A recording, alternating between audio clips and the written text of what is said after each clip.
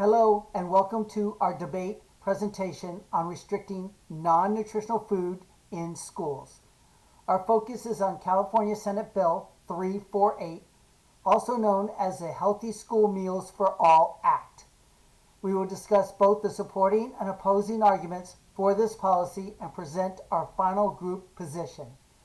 I am David Malarkey, MSN, RN, CEN, and I am joined by Lisa Ortiz, MSN, FNP, RN. We are DNP students at California State University, Fresno. Accessibility considerations. We have designed this presentation following universal design principles. All font sizes are at least 24 points and can be scaled. A written transcript is included for accessibility to deaf and hard-of-hearing audiences, and image descriptions are provided in an attached Word document. Closed captions are also supported. Policy overview. Senate Bill 348, passed in 2023, ensures universal access to free, nutritious school meals in California. The California Department of Education provides technical support, sets limits on added sugar and sodium, and ensures adequate seat time for meals. This bill has been described as a monumental step for equity and child health. Local impact.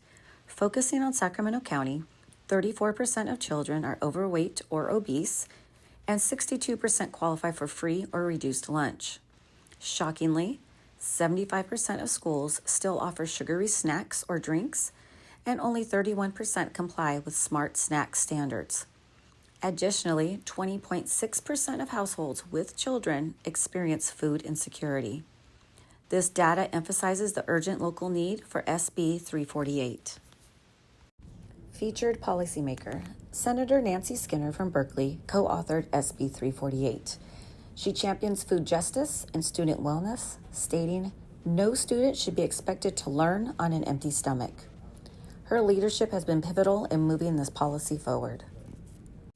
Kennedy and colleagues conducted a network meta-analysis in 2025 examining school-based nutrition and physical activity interventions. Their findings show a significant reduction in BMI Z-scores by 0.12 with a confidence interval ranging from negative 0.20 to negative 0.04. This evidence supports comprehensive school policies like SB 348 aimed at reducing childhood obesity rates. In 2024, Lee and Wang conducted a global, systematic review and network meta-analysis of school food environment policies. They found that policies limiting sugar and salt were linked to a 9.2% reduction in child overweight rates.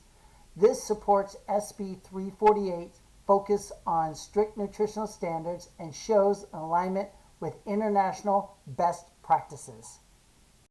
Chang and colleagues published a meta-analysis in 2024 that focused on randomized controlled trials involving school nutrition and physical activity programs.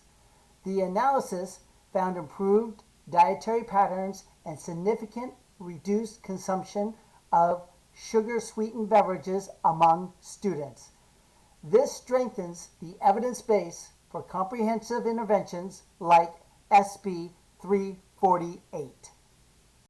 Gerhard and colleagues conducted a systematic review and meta-analysis in 2023 examining the impact of sugar-sweetened beverages bans on BMI in children.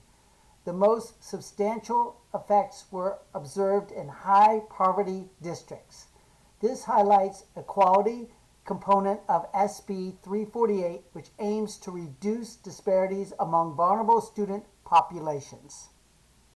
In 2025, O'Hara and colleagues performed an umbrella review of studies on food marketing restrictions.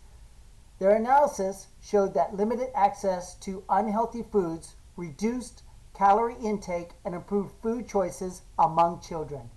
This supports the environmental level approach that SB 348 promotes. The pro arguments. In favor of SB 348, the policy reduces health disparities and chronic disease, boosts academic outcomes, and aligns with the National League for Nursing Advocacy for Equity in Nursing. Evidence strongly supports comprehensive school nutrition interventions.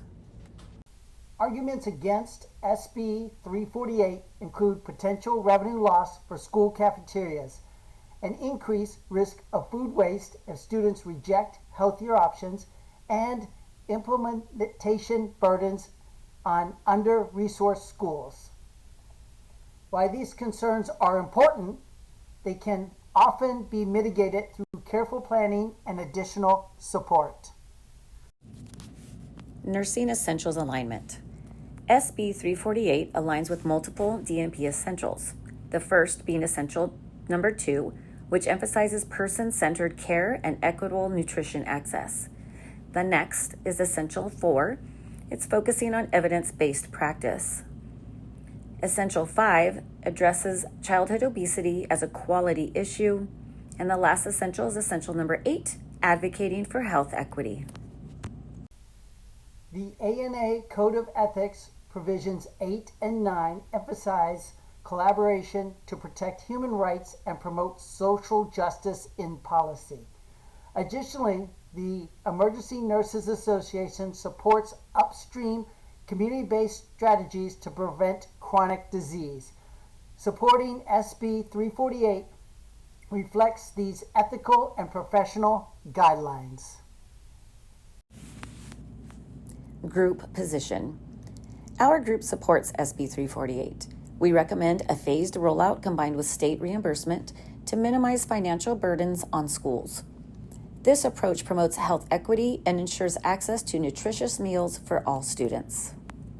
SB 348 ensures universal access to healthy meals, addresses significant local needs in Sacramento County, and is strongly supported by evidence from recent meta-analysis. The policy is balanced, feasible, and focused on long-term health and equity benefits for students. References. Here are our references, which include all sources cited throughout the presentation. Full APA references are also included in our Word document.